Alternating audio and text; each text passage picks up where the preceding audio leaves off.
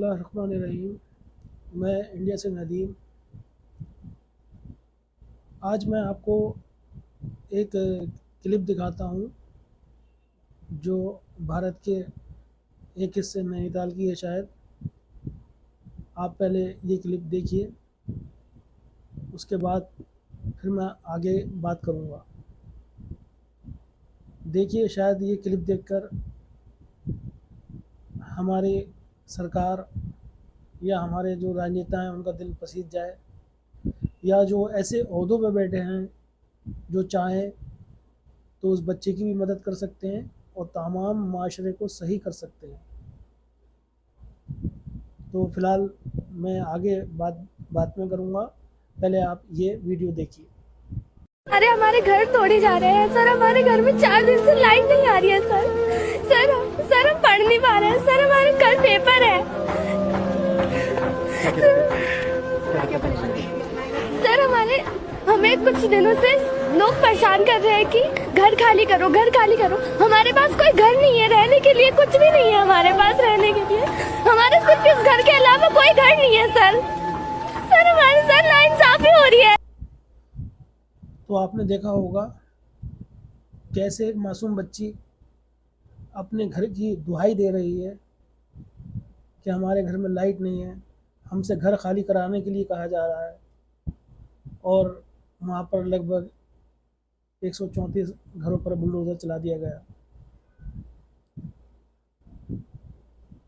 आपको याद होगा सीरिया, अमेरिका सुपर पावर, उसने सीरिया, इराक और लीबिया में बेइंतहा जुल्म किया।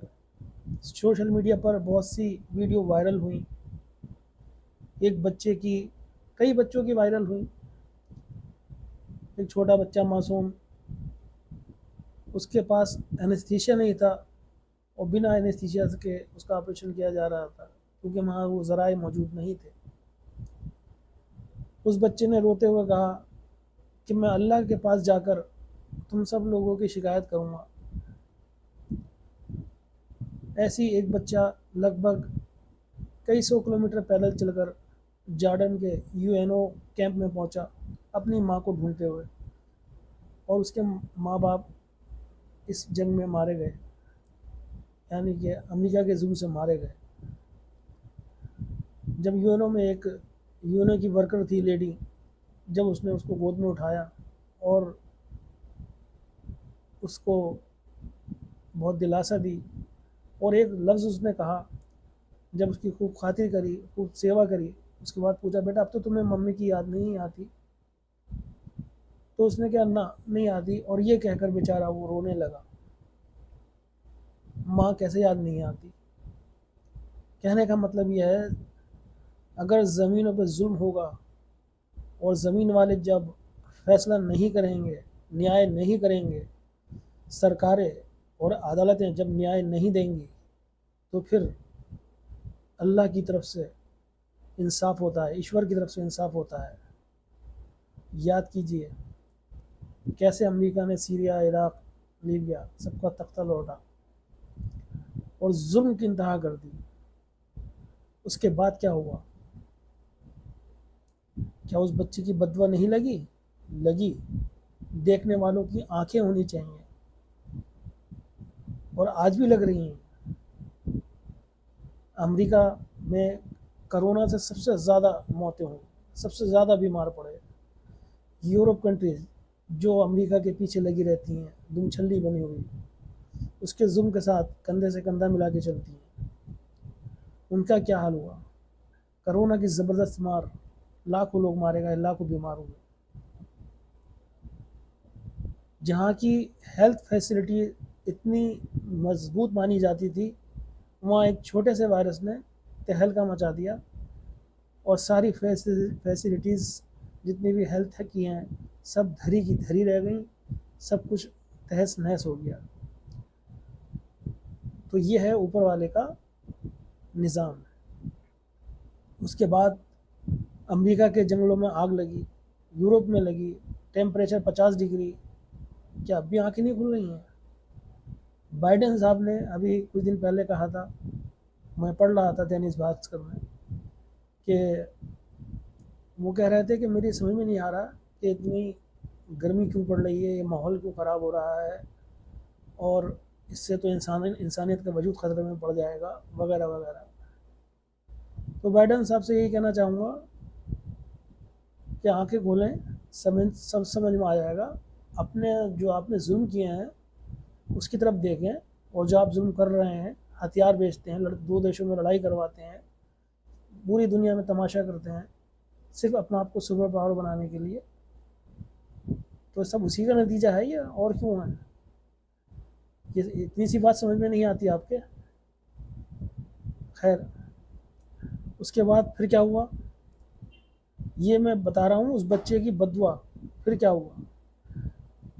फिर हुआ अफ़गानिस्तान से अमेरिका पिट कर बुरी तरह निकला, वहाँ पे दोबारा से तालिबान की हुकूमत आ गई, और ये अपने साजो सामान छोड़कर भागे। पूरी दुनिया ने देखा, उन लोगों ने हरा दिया जिनके पास ना हवाई जहाज़, ना फैसिलिटीज़, ना कोई ऐसी टेक्नोलॉजी जैसे अमेरिका पे है।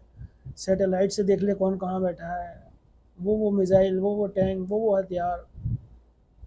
कौन सी चीज़ ऐसी थी जो अमेरिका के पास नहीं थी, और उनके पास क्या था? लेकिन उन्होंने, ऊपर वाले ने साथ दिया, और वो मुंह की खा के यहाँ से भागा। यह है ज़िल्लत। अब आता हूँ इस बच्ची के वीडियो पर। मैं अपने यहाँ के लोगों से ये कहना चाहता हूँ, जब इतने बड़े सुपर पावर का ये हाल हो गया, और आए दिन हमारे यहाँ एक नया कल्चर चला है बुलडोज़र। जहाँ देखा बुलडोज़र चलाया, बात ख़त्म, बुलडोज़र चलाया। कोई कितनी मुश्किल से घर बनाता है, कैसे करता है, एक एक तिनका जोड़ता है, और आप एक ख़ास वर्ग के लोगों को परेशान करने के लिए और अपनी सत्ता बचाए रखने के लिए बुलडोज़र पे चलाया, और वाह वाह करवाई और चल दिए। ऐसा नहीं होता है। देखिए, अगर आप इंसाफ नहीं करेंगे तो इंसाफ फिर ऊपर वाला करेगा, और जब ऊपर वाले का बुलडोज़र चलेगा तो फिर आपकी सारी कार्रवाइयाँ धरी की धरी रह जाएंगी। जब पाप का बड़ा बढ़ता है तो फिर बहुत बुरा होता है। अहंकार, गुरूर रावण का नहीं रहा, अहंकार फिरौन का नहीं रहा, तो एक राजनीतिक पार्टी का अहंकार कब तक चलेगा? अब देखिए 2024 आ रहा है, मालूम चल जाएगा कौन कितने पानी में है। जनता क्या जालिमों का साथ देती है, या उन लोगों का साथ देती है जो भाईचारे से इस देश में रहना चाहते हैं, हिंदू मुस्लिम एकता स्थापित करना चाहते हैं, सभी धर्मों को साथ में लेकर चलना चाहते हैं। अब ये देखना है देश की जनता किस करवट बैठती है। याद रखिए, अगर गलत फैसला करेंगे तो फिर गलत ही होगा, अगर हम गलत करेंगे तो हमारे साथ भी गलत होगा, याद रखिएगा। अब मिसाल के तौर पर मणिपुर ले लीजिएगा। मणिपुर में जिन दो लड़कियों का बहुत वीडियो वायरल हुआ था, उनके साथ क्या हुआ उसका तो कहते हुए भी शर्म आती है कि वीडियो पर क्या कहें, किस तरीके से कहें, बहुत गैरत आती है। लेकिन वो जो उसमें एक लेडी थी, उनके पति भारतीय सेना में थे। उनका बयान आया कि मैं देश की तो रक्षा करी, लेकिन अपनी पत्नी की रक्षा नहीं कर पाया। कितनी शर्म की बात है, कितनी गैरत की बात है कि एक भारत का सिपाही को ये कहना पड़ा। अब रही हमारे प्रधानमंत्री जी की बात, तो प्रधानमंत्री जी जो हैं हमारे, वो सिर्फ विपक्ष की ओर देखते हैं। अरे विपक्ष की ओर क्यों देखते हैं आप सही चीज़ की तरफ देखिए ना, कि हाँ मणिपुर में गलत हुआ नहीं हुआ, इस पर बोलिए, इस पर बयान दीजिए। अब विपक्ष जो है उसकी 10 बातें सही भी होंगी, 10 बातें गलत भी हो सकती हैं, लेकिन जो सही बात अगर वो कह रहा है कि आप संसद में आके बयान दें, इसके ऊपर कार्रवाई करें, इस पर तो कोई ऐसी बात तो उसने मेरे ख्याल से कही नहीं कि आपने इंदिरा जी को और नेहरू जी को और कांग्रेस को और सबको जाने क्या क्या पुराना सब रिकॉर्ड बनाना शुरू कर दिया, और उसके ऊपर कोई जिक्र नहीं। तो ये ठीक बात नहीं है। न्याय होना चाहिए, जिन्होंने उनके साथ जुल्म किया है उनके खिलाफ कार्रवाई होनी चाहिए, और मणिपुर में अमन शांति स्थापित होना चाहिए और हर जगह शांति स्थापित होनी चाहिए। चाहे वो हरियाणा का नू हो, वहाँ पे भी सांप्रदायिक माहौल ख़राब करने की कोशिश की गई। सब पता है किसने क्या क्या किया, लेकिन न्याय एक बड़ी वाली बात है कि न्याय नहीं हो पा रहा है। जब आप न्याय करेंगे तो सब जगह अमन अमान हो जाएगा, कहीं पे भी कुछ नहीं होगा। लेकिन अगर न्याय होगा तो फिर देश में शांति बनाए रखना मुश्किल काम होता है। जैसे हिटलर थे, वो अपनी अहंकारी में इतने मगरूर हो गए थे, फिर हिटलर का क्या हुआ, जर्मन का क्या हुआ, सबको पता है क्या हुआ। हिटलर ने भी करोड़ों लोगों का कत्ल किया था, क्या हुआ, अपनी खुदकुशी करनी पड़ गई उन्हें और जर्मन के टुकड़े हो गए। और फिर बाद में जाके फिर कई सालों बाद जर्मन और वेस्ट जर्मन और ईस्ट जर्मन एक हुए, लेकिन कितनी परेशानियां उठाई उन्होंने, सब कुछ हुआ। आज कोई नाम लेने वाला है हिटलर का या उनकी पार्टी का? कोई नहीं। अब दूसरे लोग हैं वहाँ पे हुकूमत कर रहे हैं, अमन शांति से रह रहा है।